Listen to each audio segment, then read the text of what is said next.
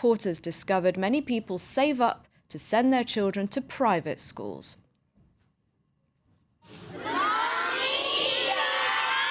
A decade ago, India decided that it would implement an ambitious plan to put every child under the age of 14 in school.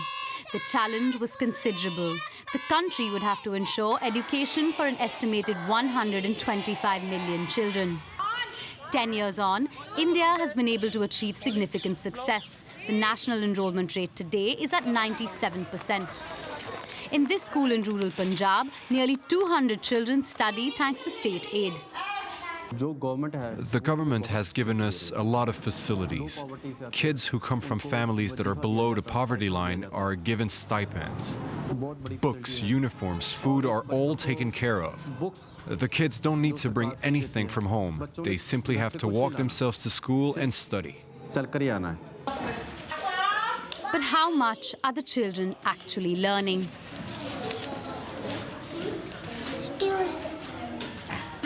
According to data collected by an NGO Pratham, the quality of education has declined over the last 9 years.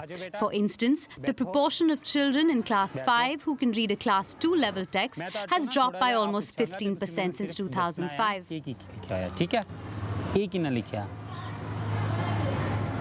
As we just saw, there are many kids whose actual level of learning does not match that of their class. Several reasons for this. In some schools, there is a lack of teachers. There's also a lot of variation in the quality of teaching.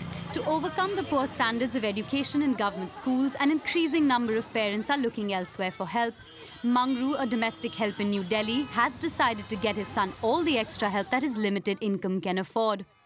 In government schools, the kids don't learn properly, so I take him to a private tuition class so he can study well. Of course, meeting the expenses for this is difficult, but I work hard and try and earn that money for the sake of my son. At this private tuition center, students can focus on the subjects they are weakest at. Here is someone else now. The children are prepared to work hard to overcome the odds. We do learn in school, but it's not always consistent. Sometimes the teachers don't show up. Other times they tell us to do our homework in class, or we're given a free period. So we're not able to learn as much as we'd like to. The Asar Research Center annually publishes reports that analyze the state of education in India. The news is that children are in school, but we have to work much harder to bring their learning levels up. But I think in our system, we have more than 50 or 60% who have difficulty, which means that there is nothing wrong with the children. But as adults, curriculum, teaching needs to change to help children make the right kind of progress. Even if the solution is a shift of focus on the approach to education, for now, many parents seem to have found an answer in private schools. Asar data also reveals that enrollment in private schools is on a steady rise. These schools usually have more accountability and are able to give their students more personalized education. But because of the relatively higher costs, only about 25% of Indian children can study in such schools. It gives us good education, like one of the best. So if you take good education, then you can do better things in your life. With the legislation of the Right to Education Act, free and compulsory schooling will be granted to all under the age of 16. This means that the task to bridge the gap between quantity and quality of education just got trickier for the government of India. For more on this, I'm now joined from New Delhi by Sanjeev Rai, the National Manager for Education at Save the Children India. Hello, thank you very much indeed for being with us. Now, first of all, is the general level of education in India as bad as critics make it out to be? Yeah, I think this has emerged as a major concern, not only for the general people, but policy makers as well. And considering the progress on education front in India, I think India has moved quite fast, especially in ensuring the access to education for most marginalized children. So now access has improved, and quality has emerged a major concern. So it needs a concentrated effort, not only from the government, but from the political parties, from the civil society, and especially the teacher unions as well. Are some states worse off than others when it comes to education? Yeah, because in India, we have the federal system, and education is under the concurrent list. So it's a responsibility of both the central government as well as the state government.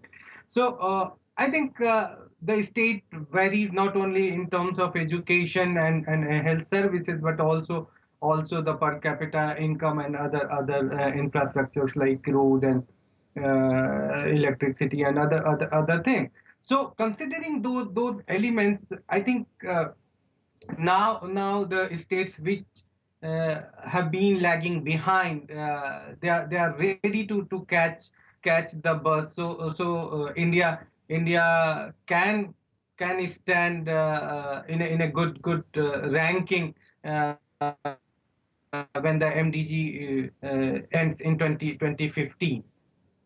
Now, you mentioned teachers earlier. What should the state be concentrating on to improve education? Does it need more teachers or just better teachers?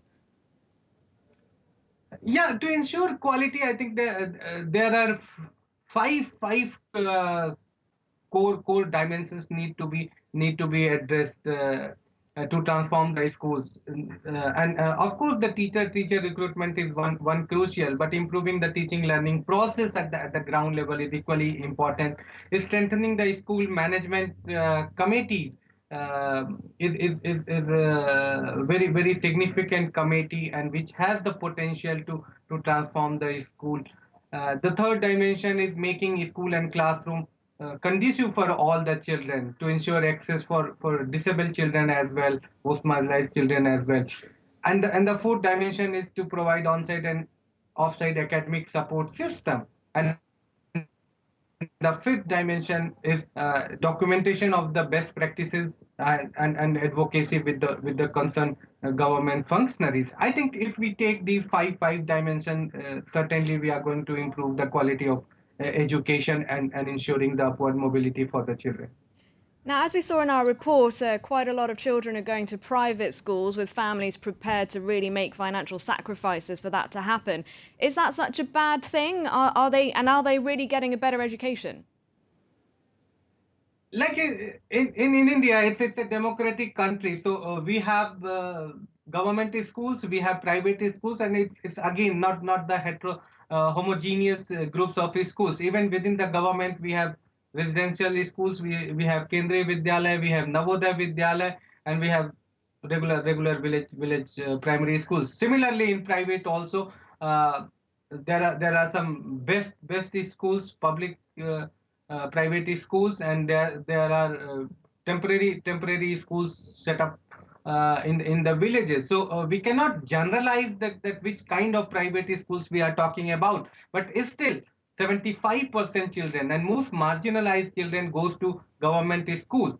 And in any democracy, if government cannot provide the quality education and quality health services to the people, I think that would be a challenge for any political party and the government. So they have to every political party has to ensure that the quality of education gets improved, and public system of education got strengthened.